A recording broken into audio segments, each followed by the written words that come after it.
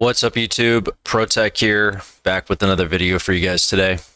I decided to make a video today to I get the question all the time during my live streams why I'm moving abroad. And so I wanted to make this video to just kind of go over all the details and explain in its entirety why I'm doing what I'm doing. So without further ado, let's get into it. So the first thing we have here is in my country, the United States of America, our tax system, there's a way to get my tax bill down. And one of those ways is through the foreign earned income exclusion. Now, I'm not going to go into all the details of this, but long story short, if you're out of the country for 330 consecutive days and you qualify for the physical presence test, which is basically what all of us use, it's a huge tax break, so long as you earn under the amount that this thing covers. And even if you go over what this thing covers, the tax bill is still relatively low, right? So this is the first thing. If you want more information about this, you can see it where it is on the screen. Go check it out. The second thing, my whole life I have gimped on my abode, and I've done this to save money. So if we take a look at some of the pictures in this apartment, we can clearly see that this is very modern and it's very luxurious, right? And if I wanted to find something of similar value to an apartment like this, it would run me, here in America, it would run me between $3,000 and $4,000 a month. This whole apartment is like a smart apartment, right? To get into the apartment, you got to use a fingerprint. They don't do keys. You know, they don't do all that stuff. It's a high-rise building, and it overlooks the city. It's beautiful. It's fully furnished. It's got everything that you could possibly want.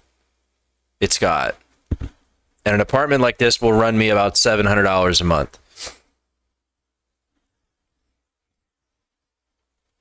So in my current living situation, I pay way less than that. But the bottom line is that this situation that I'm currently in is not going to last forever. And it's not anywhere near as nice as this, right? But the other thing to consider also is that,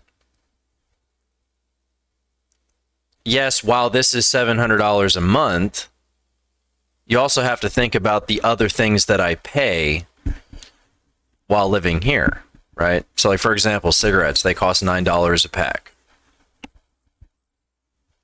That expense in and of itself is going to be offset by living, just simply by living in Vietnam, which we'll cover a little bit later, but it's sort of why I can afford living in a place like this.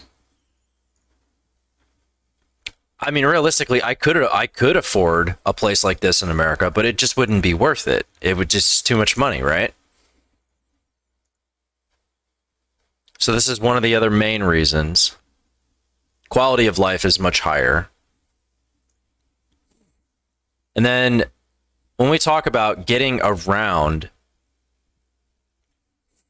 and staying in other countries while I'm living abroad, traveling between the countries is very inexpensive. So like, for example, what I have pulled up here, this is a flight from Ho Chi Minh City to Bangkok. Let's say I wanted to go to Bangkok and live there for a while. It would cost me $50 to get on a flight and go to Bangkok. Now, by comparison, if I wanted to go to Florida to visit, it would run me between $150 and $200. to live, right? So this is just another example. Everything is really condensed within the area.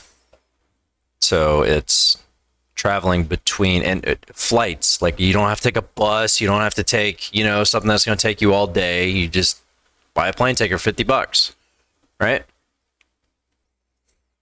And then finally, we go into the cost of living. So I have a website here. I know it works. I've used it many times in my travels in the past, so I know it's very accurate. Called Numbeo. And if you want to compare prices or just cost of living between two locations, just use their website and you can figure it out. But kind of going back to what I was saying about the apartment, everything else that I pay for is way cheaper, right? So we talk about a meal. This is true.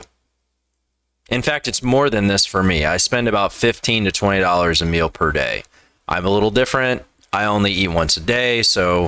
But you can imagine if I was spending $12 to $20 per meal and I was eating 3 times a day, that would be way too expensive, right? But by comparison, if I wanted to start eating 3 meals a day, which I probably won't, but if I did, I would go from spending this exorbitant amount to this really cheap amount, right? Everything when it comes to food and like consuming and eating is incredibly cheaper, 62% cheaper living in a place like Ho Chi Minh City versus living where I'm living now. And, it's not just limited to that. I mean, you've got your tariff, 31 cents for one-way ticket, local transport. Monthly pass, $6. In other words, you don't need to have a car, right? You just download Grab or whatever it is they use out there, and you take a taxi everywhere you go. Now, for me personally, I'll probably buy a motorbike, but you don't have to. That's my point. Because it's so wildly inexpensive. I mean, look at this. Taxi start, normal tariff. It starts at $7.50 here. Meanwhile, over there, it starts at 3 cents. Right?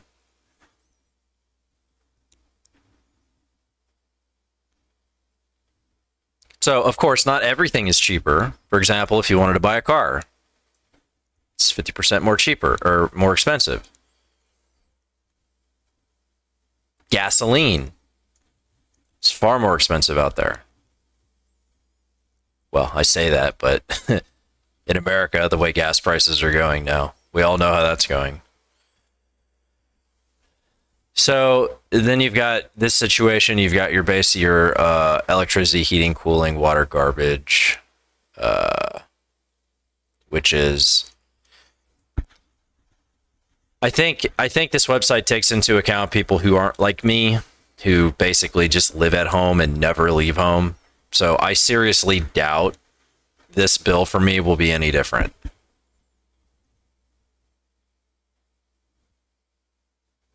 So that's one thing to take into mind. But I mean, if you're like the type of person who goes out, to work or whatever, and you're out all day and then you're home for like, however long, this is roughly about what you would pay, which is good. It's cheaper than here. And then we move on to the internet, which is my key component. This is home internet. This isn't Wi-Fi. This is calling up a place, getting it installed into your apartment, and then you have your own dedicated line. This is about what I pay, and this is about what I will pay, $11.59. And they have like package deals and stuff like that. When I was living in Cambodia, I could buy a year's worth of home internet, and I think I paid $60, I think something like that. So this is a month-to-month basis. But if you get a longer package, you sign a deal for however long, this can go down. And also, the internet is better than it is here in the US. You can get higher speeds for much cheaper. And the cool part about Southeast Asia is that when we talk about the internet speeds, whatever download you get, they match the upload. Whereas here, they don't do that. You get 100 down, maybe you get 10 up. Right? So you get better quality internet abroad as well. So then we move on to a one bed rent per month, right? So this is fairly accurate. And let me be very clear on something about this number. This number, when we talk about apartments, particularly where I live, this is not luxurious living. This is like decent living. Like stay out of the ghetto. You know, it's a fairly decent surrounding. It's not dirty, you know, stuff like this. This is not luxurious living. To get luxurious living, particularly where I live, you would have to pay way higher than this for that. Or you'd have to pull the trigger on getting a mortgage and buying a house, which is not something I want to do right now to get this cost down, right? Like, I don't want that responsibility right now. I don't want to have a house. I don't want to have a nest egg. I don't want to build that right now. It's not something I'm interested in doing. And so then what I would have to do is, if I wanted to get a place that was halfway decent, this is what I would pay. And it's affordable. I could do it. No problem. But if we look at living somewhere like Ho Chi Minh City, why wouldn't I want to do this if I have the capability of doing this, right? It's just a way for me to save my money and get a higher quality of living. So then you might say, well, yeah, maybe in your apartment, but the moment that you step out your door,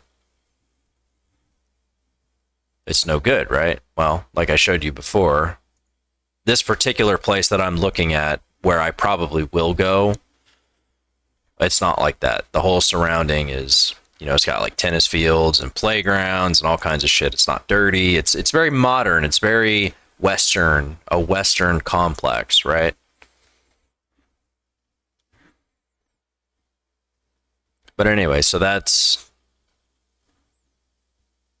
just another reason why I'm moving. And yeah, so these are, while this isn't the entirety, all of these reasons isn't the entirety of the reasons. You know, I've got, you know, you've got the weather. I love the weather out there. I hate the weather here. I'm cold all the time. Women, I'm personally attracted to Asian women, so that works out for me. Yeah, I mean, that's about it. But I wanted to make this video because I'm spending so much time on my live streams answering this question all the time. So I just wanted to go over this, and you know, when somebody says in the chat, "Hey, Protech, why are you moving?" I can just refer them to this video. So, thank you for tuning in, YouTube, and have a good day.